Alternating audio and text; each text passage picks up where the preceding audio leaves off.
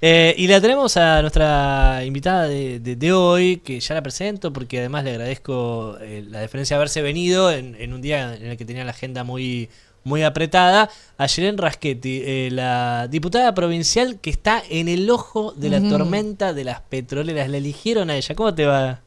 Hola, ¿cómo estás? Bien. Muy bien, muy contenta también como Jime por estar y para charlar un poco de todo esto que estás diciendo. Contame qué es ese proyecto que presentaste, que es una locura, parece una locura. Parece, parece una locura, pero es retroceder solamente 5 o 6 meses atrás, Claro. la realidad, nada más.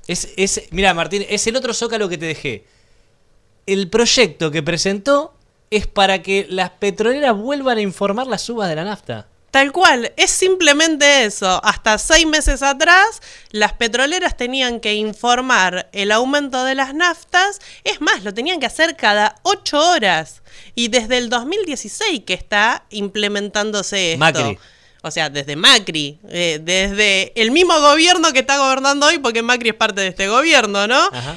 Antes se podía hacer, se hacía, no pasaba nada, estaba todo bien. Hace 6 meses no se hace más, les pedimos que lo vuelvan a hacer y de repente es la catástrofe mundial. Vamos a generar que nos desabastecimiento, que nos convirtamos en Venezuela y que las empresas no puedan competir libremente entre ellas.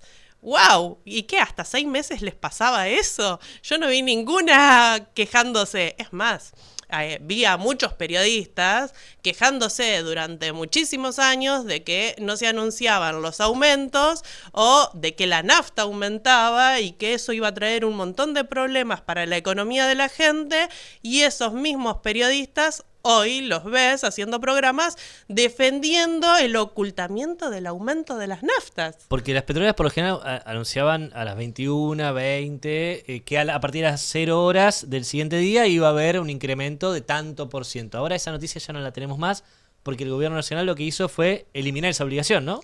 Tal cual. En el mes de junio eliminaron esa obligación, pero además de informar el aumento de las naftas, pero además de que lo informaban a través de los medios y que se dedicaban muchísimas horas a informar esto, ¿no? También tenían que hacerlo las petroleras cada 8 horas a través de una aplicación. O sea, no era que una vez al mes o una vez cada tanto lo informaban, era cada 8 horas. Y hoy les estamos pidiendo que solamente lo hagan cuando la vayan a aumentar. Cuando hay un movimiento. Cuando hay un movimiento. Y eso les va a producir... Lo que pasa es que ahora también está el nuevo negocio de algunas empresas como YPF de hacer micro aumentos todo el tiempo. Entonces, vos cargás nafta y al minuto siguiente te subió. Es el nuevo negocio, micro pricing. De hecho, tienen todo un centro de... Sí, no, es más lindo cuando está en inglés. Tienen todo un centro informático con mucha gente contratada dedicada especialmente al micropricing en todo el país. Entonces YPF desde la central, desde la torre que tiene en Puerto Madero, aumenta todos los minutos el precio en cada una de las estaciones de servicio que tiene el país. Para mí esto tiene mucho que ver con que no quieran que nosotros les pidamos que informen los precios, porque casualidad que desde que YPF está utilizando el Moving Average y el micropricing es que el gobierno les permite que no informen más los aumentos y ellos empiezan a aumentarte, porque hay que explicarle también a la gente qué es el micropricing, porque vos lo decís así y suena wow, qué lindo, ¿no? Cheto. Muy branding, claro. Los de marketing dijeron, a esto para meter estos aumentos le vamos a poner un nombre en inglés bien cheto, bien cheto. Bueno, yo les invito a que miren una nota donde está el CEO de YPF Marín y explica lo que es el micropricing, y es básicamente esto.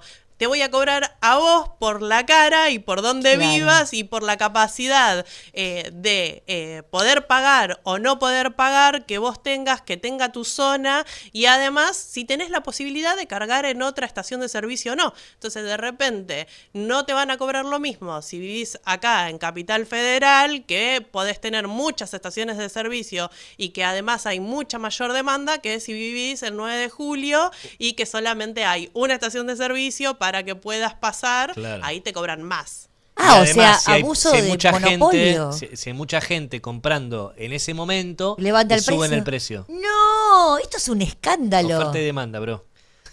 Pero no solamente eso, o sea, ellos manejan todo esto a través de requisitos, porque te lo decía Marín, te decía, yo sé a qué hora cargas, cuánta gente entra en una estación de servicio y además sé hasta si vos estás cargando en este momento en la estación de servicio. Y a la periodista le dice, trátame bien, porque si no me tratás bien, cuando vayas a cargar te puedo cobrar un 10% más la nafta. ¡No!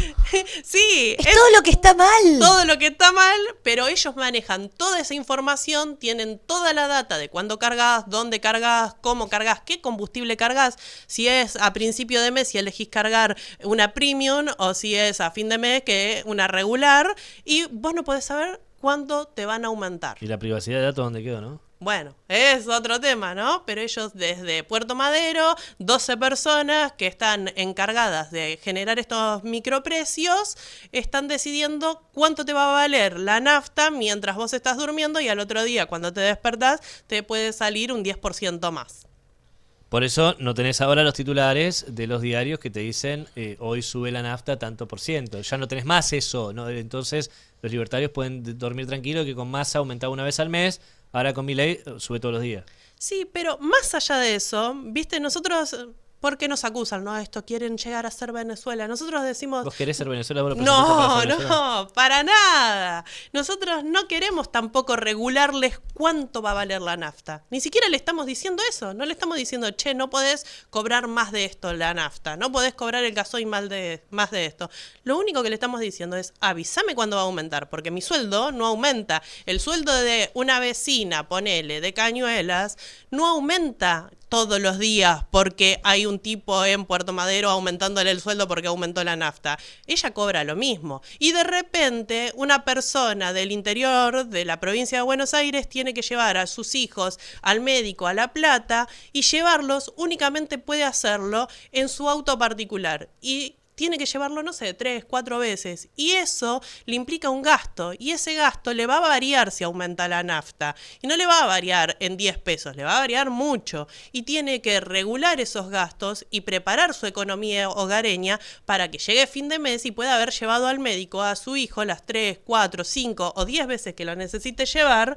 Y esta variación y esta desinformación implica que vos no sepas cuánto tenés que guardar de tu sueldo para hacer ese gasto que es fijo, que es necesario, y que además vos puedas meterte en una deuda que andás a ver en qué tipo de deuda terminás y que después no vas a poder pagar. Y esto se traduce en más gastos, más deudas, en una economía en recesión, donde a la gente la están echando, donde en el interior de la provincia nuestras empresas están cayendo, donde las ventas en los locales se están reduciendo en un 40%, donde los derechos laborales se están reduciendo. Entonces, es importante saber cuánto vale la nafta.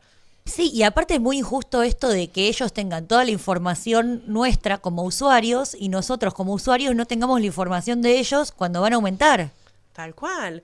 La transparencia es solamente para ellos y la información es solamente para ellos. Vos tenés que vivir en la opacidad de la información y esto genera también, ¿no es cierto?, este desnivel que produce que el consumidor no tenga ningún tipo de información que por Constitución nacional y Constitución provincial le corresponde al consumidor poseer. Claro. Y que además a nosotros desde la provincia de Buenos Aires nos avalan las leyes tanto nacionales como provinciales, para decirle al Estado y a las empresas que necesitamos tener esta información porque el consumidor la requiere, porque necesitamos equiparar la información, ¿no es cierto? Claro, claro, claro. ¿Cómo está Cañuelas, justamente que es una ciudad industrial, que tiene fábricas, que tiene mucho laburo ahí justamente que depende del mercado interno? Sí.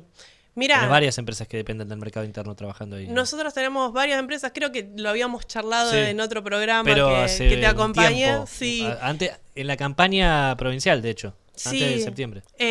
La verdad que las empresas en toda la provincia, no solamente en Cañuelas, en toda la provincia, la están pasando muy mal porque hay una gran recesión en las ventas, porque además la capacidad de compra de las personas se ha reducido. Claro. Nuestros locales del centro han reducido un 40% las ventas, han reducido el personal dentro de los locales. Además ahora hay mucha contratación de hacete monotributista y te contrato siendo monotributista. Y ya ahí perdés los derechos laborales. Claro. Ya ahí también perdés la capacidad de tener una obra social que tenga mayor posibilidad de atención.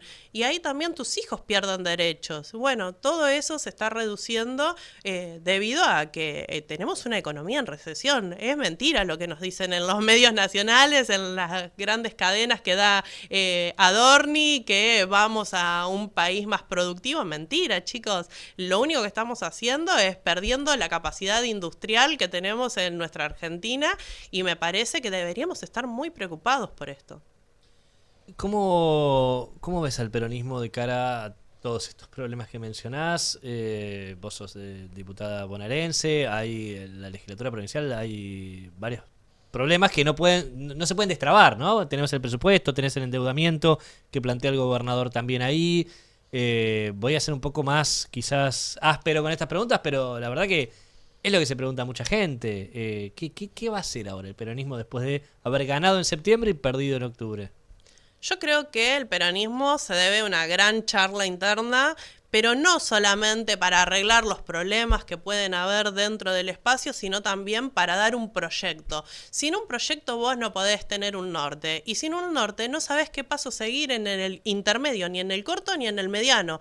Entonces, debemos darnos charlas profundas, debemos empezar a pensar en qué proyecto de país queremos, qué proyecto de provincia queremos. Si nosotros no tenemos definido si queremos un país productivo o no lo queremos, si queremos con industria o sin industria, si queremos con trabajadores con derechos laborales o no. ¿Cómo puede ser que el peronismo termine votando en la Cámara de Diputados Nacionales en contra, un ejemplo, algunos diputados que fueron electos por el peronismo en contra de derechos, ¿no es cierto?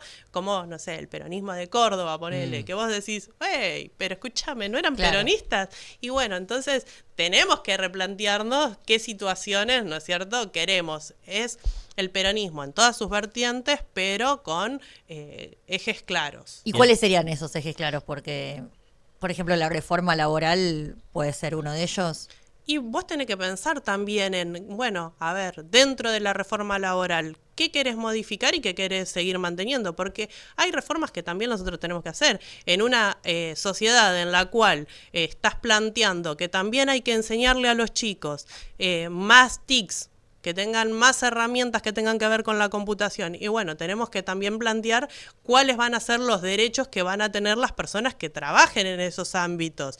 Pero ya hay personas que trabajan en computación y tienen derechos. Y tienen muy pocos derechos porque, un ejemplo, las personas que trabajan generando programación para países de afuera no tienen ningún tipo de obra social, ni siquiera, mira, hay muchos que cobran totalmente en negro, que traen la plata por alguna las aplicaciones, claro, bueno, pero ahí qué tipo también hay que regularlo a eso, me parece que también hay que regularlo. Sí, pero a mí lo que me preocupa con respecto a la posición del peronismo, que vengo escuchando varias distintas, por ejemplo la de Carlos Tomada, que dice: bajo este gobierno lo que tiene que hacer el peronismo es no discutir nada. Después sí discutimos modernización, actualización. Pero, a ver, los convenios laborales se fueron actualizando, no es que no se fueron actualizando. Hay actualización laboral todo el tiempo. La hay siempre que en beneficio de los trabajadores cada vez que hay un gobierno que va para ese lado. Pero en este contexto, con este paraguas ultraderechista de Milei, ¿qué discusión puede dar el peronismo ahí? Porque, por ejemplo, no sé, las licencias por paternidad cuando nacen los chicos o cuando hay adopción, los varones no tienen 2 días nada más. Me tomé 2 días y después me tuve que tomar las vacaciones el año pasado, recién hablábamos de... Vamos a hablar de eso en esta reforma. Me tuve que tomar las vacaciones ahí para poder estar. Bueno. En la provincia de Buenos Aires nosotros generamos un proyecto y además, tanto en su momento fue la ministra de Trabajo de la provincia de Buenos Aires, se juntó con diferentes sindicatos, con diferentes organizaciones y se generó un nuevo sistema de licencias dentro de la provincia de Buenos Aires. Me parece que eso también tendría que plantearse en otros ámbitos, porque no es solamente, está bien, nosotras las mujeres somos, ¿no es cierto?, a veces... discutimos mucho el tema de, bueno, nuestras licencias. ¿Qué tipo de licencias? Hay licencias compartidas también. Claro. Que no otros países hay licencias que duran 6 meses o hay licencias que duran 1 año y las podés compartir. Y entonces se toma uno, se toma la otra. Hoy me tomo 3 meses yo, después te tomás 1 mes vos, después me vuelvo a tomar 2 meses yo y compartimos esa licencia entre los dos de acuerdo también a las necesidades que tenga nuestro grupo familiar, porque también es una realidad que de repente yo necesito la licencia o de repente la necesitas vos, porque yo por mi carrera también a veces necesito volver a trabajar y si solamente yo tengo la licencia que me están obligando a mí como mujer también a estar ahí en el hogar haciendo uso de esta licencia y cuidando a mi hija y yo no puedo avanzar dentro de mi carrera también. Claro. Tiene que ver también con muchas mujeres que después se les cortan las posibilidades laborales porque le dice, tenés que tener 10 años ininterrumpidos dentro de este ámbito. Pero yo tuve un hijo en el medio. No, bueno, listo. Entonces, ¿qué pasa con esos trabajos? ¿Qué pasa con menos mujeres porque se toman licencia cuando tienen hijos también? Eso es algo de una realidad argentina. Claro. Bueno, por eso tenemos hijos los dos. O sea. Sí. Pero en ese caso, ¿crees que el peronismo puede dar esta discusión o que va a terminar entrampado en la propuesta oficial y va a quedar en una posición reactiva? Yo creo que siempre podemos dar la discusión. El peronismo siempre fue proposición, siempre fue revolucionario, siempre fue moderno. Nosotros nos hemos estancado, nos hemos achanchado, y lo digo nosotros como lo hace un montón, ¿no es cierto? Tanto de dirigentes como de las bases, porque las bases también, yo les digo, hay que hacer lío, chicos, porque si vos dentro de las bases te callás la boca y no decís nada, porque también estás en una posición de comodidad, porque no, total viene el jefe, el líder, el conductor, el otro, y me da la orden, y si él no dice no hacemos nada, y total yo todos los meses termino con lo mío igual. Entonces estás también en un estado de comodidad. Exigile a tu jefe. Si vos no le exigís, no va a hacer nada. Cuando los pueblos se duermen, los dirigentes se achanchan. Fuiste a un punto bastante incisivo. El tema de los liderazgos, ¿no? Dentro del peronismo. Es un punto donde, bueno, vos estás en un partido particular, que es el Frente Renovador, ¿no? Pero en el peronismo, en el PJ, hay un tema ahí de las presidencias de los partidos. Que ahora en el bonaerense, de hecho, va a haber elecciones, entiendo que el año que viene, cuando se cumpla aniversario, lo adelantó Máximo Kirchner el sábado pasado. Nosotros votamos dentro del Frente Renovador.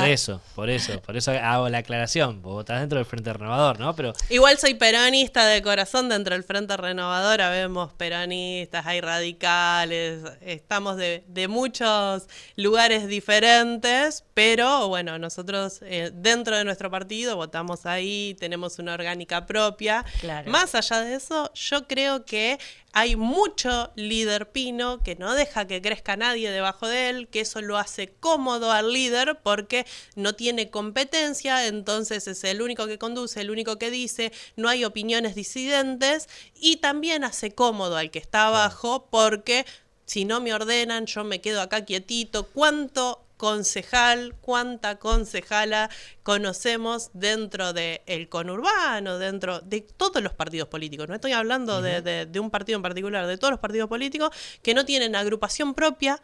¿Por qué?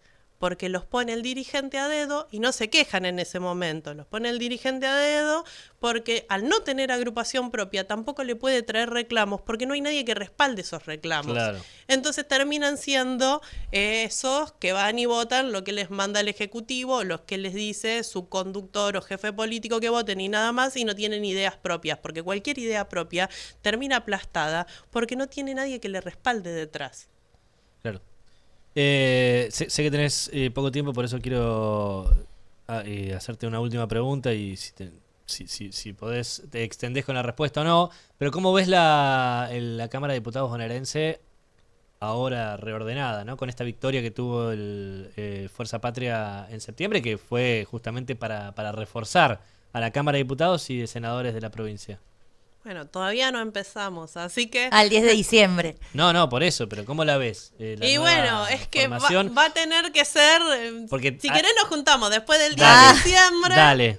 Después de que pasen unos meses. Falta un mes. Después que claro, vos querés ver cómo se llevan. Yo quiero ver cómo transcurre toda esta situación, cómo vamos amalgamando, porque... Bueno, el año que viene hablamos. Dale, ahí va. El año que viene estás invitada ya para hablar del tema. Pero bueno, estas diferencias que tiene el peronismo, la Cámpora, Movimiento de Derecho al Futuro... Pero son ricas las diferencias. ¿Sí? Ay, no hay que tenerle miedo a las diferencias.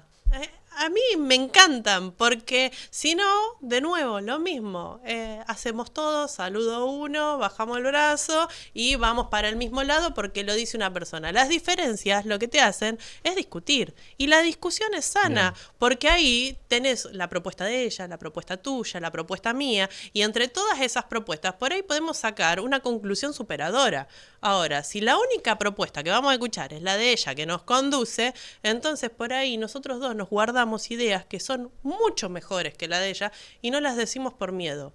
Y yo creo que hay que saber discutir y dónde discutir, cuando callarse la boca también, porque hay peleas que, como en casa, ¿no? Hay peleas que uno dice, esta discusión no vale la pena, la dejo pasar, esta te la dejo ganar.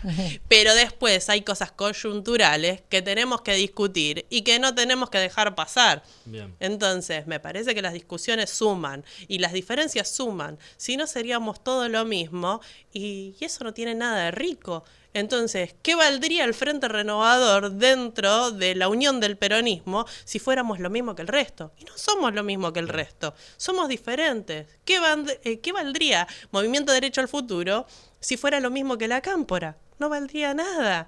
Entonces, en esas diferencias, en esos diferentes puntos, conquistamos diferentes personas y vamos sumando miradas que pueden tener una construcción superadora para este proyecto del que estoy hablando, que debemos ponernos en mente y con miradas y con puntos claros de, bueno, entre todas estas diferencias, ¿cuáles son los puntos en común?